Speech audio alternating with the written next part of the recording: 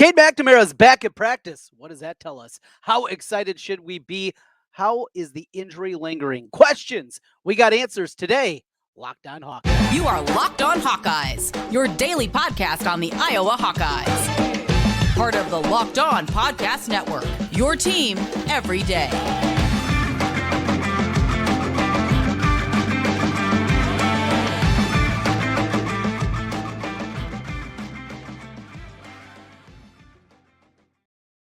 Welcome in. I'm Trent Condon, and this is the Locked on Hawkeyes podcast. Thanks for making Locked on Hawkeyes your first listen every day. We're available wherever you get podcasts. You can also find us on YouTube. While you're there, hit that subscribe button. It helps us get in front of more Hawkeye fans. Today's episode of the Locked on Hawkeyes podcast is brought to you by Gametime. Download the Gametime app, create an account, and use code LOCKEDONCollege for $20 off your first purchase. Let's get into it. And the firestorm over the weekend as Cade McNamara, well, we see a still picture of him back at Iowa football practice. Now, if you've been following along the last couple of years on social media, we've seen this happen quite often where Iowa football puts out pictures, and it feels like they put out pictures that lead credence to a story that is out there. Maybe it's a preseason injury. Maybe it's a guy that just, for whatever reason, hasn't shown up in the pictures, and people are getting a little bit nervous about that. This happens quite often during the last couple of years. Well, this year has proved to be a little bit different because we have not got to see these still pictures. We did not get the photo galleries this year that we normally get 3, 4, sometimes 5 times a week from football practice. And all right, you can get a glimpse, you can look, and you can find out that, yes, this is the group that is practicing together. You're trying to figure out who the first team line is. Who are some wide receivers that are working their way in with the first team? You can find out these different things, and it was something that, yes, was it silly? Absolutely. Did people have a little bit too much fun and go overboard about, boy, that guy looked fast in a still picture? Yeah, it was a little bit silly and goofy, but because we don't have open practices, at places like Wisconsin, the media members are allowed to go to practice basically whenever they want. Northwestern is a place that in the past had that kind of ability. There are certain college programs out there that you're able to watch practice. Well, we know in Iowa, that's not the case. In Iowa City and in Ames, both places now, that is not the case. Kirk Ferentz is not going to let media members just come in and hang out and watch practice day after day. That's not what it is. And we get the open practice with Kids Day that happened a couple of weeks ago. That's when the McNamara injury happened.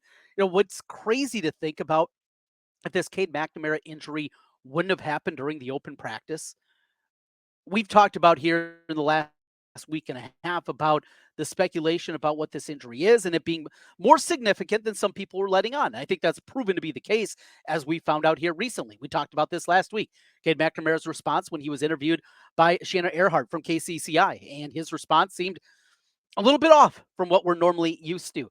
Kirk Ferentz answering the question without answering the question. And even the still picture of McNamara back at practice, what does it really tell us? Nothing. For everybody that wanted to go the complete opposite direction, and you could say that, yes, it's all doom and gloom if you believe that he was questionable going into the Utah State game. I still believe that's the case. There's nothing that a still picture is going to do to change my mind, because even if Cade McNamara came back over the weekend, practice at 100%, from what I heard, certainly not the case. It was back in a limited role. Well, that's not a surprise. As I told you guys 2 weeks ago now, this was the anticipation. He was going to try to make it a go for Utah State. Well, he wasn't going to go out there without practicing. Let's use a little bit of mental endurance here to get to the point where you can understand, yes, he was not going to go out there for the first time on Saturday against Utah State. That was never going to be the case. Yet some people were jumping to that kind of conclusion, which isn't right. Here's what we don't know. After being out there for the first time on the practice field, throwing the football around, how was he throwing the football around? Was it a couple of swing passes? Was he throwing a couple of 10-yard stop routes and that's it? Was he taking 3, 5, 7-step drops when he was going through this? Or was it take a shotgun snap, flip it out there, and call it good? Was he taking plays up the field? Was he making throws 40, 50, 60 yards down the field? Was that something that Cade McNamara was doing, or was it something for the cameras? We will probably never know the exact answer for that. But here's probably the biggest thing, and not to put on my tinfoil cap and take it to another level that it doesn't need to be here. But the question is, he's out there, he's practicing, he's doing some things. To think that he's back at 100% running around and doing things is silly. We know that's not the case. But with that, how does he react? Now, how does that quad injury now pushing off for the first time, using that throwing motion, even moving around a little bit, going through some stretching, going through after all the rehab that he's been going through, how is that going to go? How is he going to react to that? How did he wake up the next day after going through those activities for the first time? We still don't know. Look, if this was the NFL, there would be a designation right now in Cade McNamara. We would know if he was probable, questionable, doubtful, or out. I think it's silly to think that he's out. I think it's silly, though, to also believe that he is probable. There is still too much unknown about the quad injury. We'll hear from Kirk Ferentz on Tuesday. There'll be more. There'll be plenty of questions. We very well could hear from Cade McNamara on Tuesday if he chooses to go out in front of the media and answer questions. We very well could hear from both of those guys. But even with that, you have to be able to read everything that goes into it. And that's what we will do here. We will try to figure out exactly what this is because the difference is out there, right? The absolute, we see the difference between Cade McNamara and any other quarterback on this Iowa football roster. It's significant. He's big time. He is a complete game changer for what they are, what they're going to be, and what the anticipation is going to be for this football season. With Cade McNamara, not only can this team win the division, I believe with the healthy Cade McNamara, they will win this division. But I think this team has a real chance of doing more than that. Yeah, more than that. More than getting to a title game. I believe with a healthy Cade McNamara, an improved offensive line, it all goes in unison. I get that. That this team gets to Indianapolis with a real chance. There's still going to be a significant underdog against Michigan or Ohio State or Penn State, whoever comes out of the East. There's still going to more than likely be a double-digit underdog in that game. However, I believe this team's got a chance in that game. A long time to get there, and we will talk about that and continue to break things down. Well, I mentioned if we had the NFL designation, when we look at the injury report in the NFL, guys that are probable, questionable, or out, we have all those terms. Well, it's coming to the Big Ten. We'll talk about that some more. Plus, Iowa gets it done again. This time, the field hockey team for the third time this year. The Hawkeyes get a win over a number one ranked team. We will do that as we continue here. This is the Locked On Hawkeyes podcast.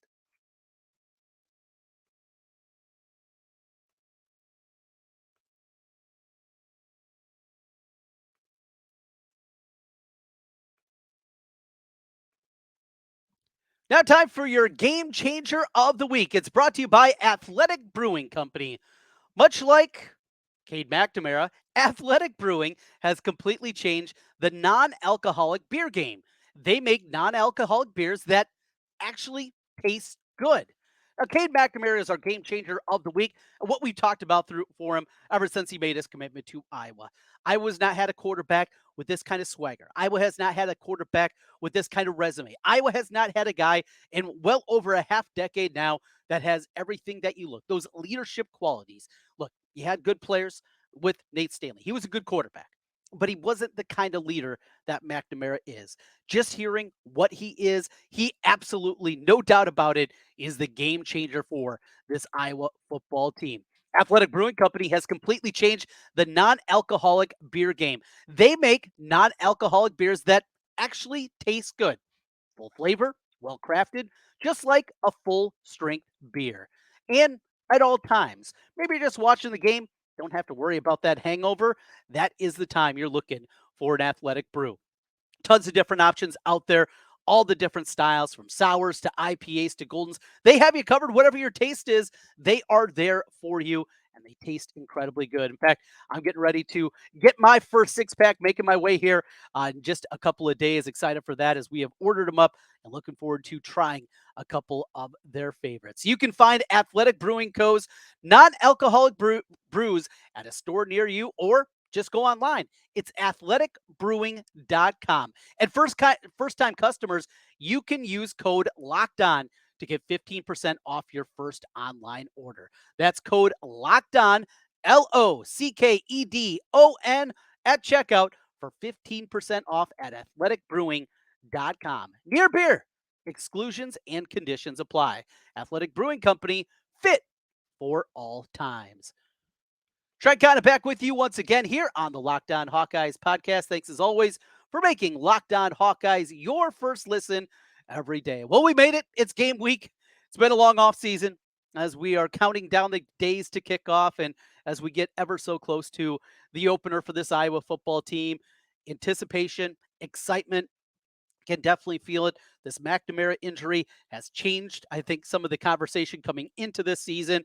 And coming up tomorrow, real excited for this. We will see our first Hawkeye depth chart, and we'll have that for you on Tuesday as we will break that one down for you. But I want to go a little different direction here, and that is the participation reports that were announced on Friday. So as we come to you here on a Monday, we find out this information that is released. It's that Friday news dump, right? All right, here's something you're just going to get out there, get it out of the way. Not going to be a whole lot of talk about it. So I found this incredibly interesting. Now, this is something for people that know me from my radio show on KXNO, my longtime partner, Ken Miller, on the radio. This is something that he's been screaming about, well, certainly for the last 4 years, ever since legalized wagering came to the state of Iowa. How can you have a sport that takes in the volume like college football does, college basketball to a lesser degree, but certainly college football, and not have some kind of injury component to it that is released either by the NCAA wide or by an individual conference? Jim Delaney, before he departed, the former commissioner of the Big Ten, before Kevin Warren took over, and now it's Tony Petitti. When Jim Delaney, one of his final things he talked about, and I was there in Chicago when he was talking about it, is releasing an injury report. Now, at the collegiate level, you do have to be careful for HIPAA, right? Violation of medical things for student athletes. That is something different than can be used at the NCAA level. So get that completely. Understand that has to be different. And I don't believe anybody really needs to know what the injury is. For Cade McNamara, we found out it's a quad injury. But early on, you wondered, could it be hamstring? Was it something with the knee? We had all kinds of things. We don't really need to know. Now, in hockey, they've made a joke of it when it comes to playoff time. The upper body, lower body injury. I mean, you got a guy with his arm broken. That's an upper body injury. Hey, come on. You could go a little bit deeper than that. They won't, and they don't have to at the collegiate level either. Just give us the designation. Now, I have not seen what the designations are going to be, if it's going to be similar to what the NFL is. These reports need to be put out for each team in the Big Ten 2 hours before the game begins. That's at minimum. And it could come out earlier, but at least 2 hours before. And this is mostly because of the gambling markets. This is something that, as bettors, we should know. You open your FanDuel account and you should have that information. It is because there's other people that have that information. There's people in Vegas that have that information. There are professional bettors and betting syndicates, most importantly, that have that information. And every day, Joe, like you and me, we should also be able to have that information. It's something that's been out there for a long time, and it's finally coming to the Big Ten. So if it's like the collegiate level in the NFL, they'll do the probable. Means very likely to play. I mean, the likelihood is north of 90% that they're going to play. Questionable is basically 50-50 if they have a chance to play coming up that week. 50-50. Doubtful, a 75% chance that they don't play. And then you get to out.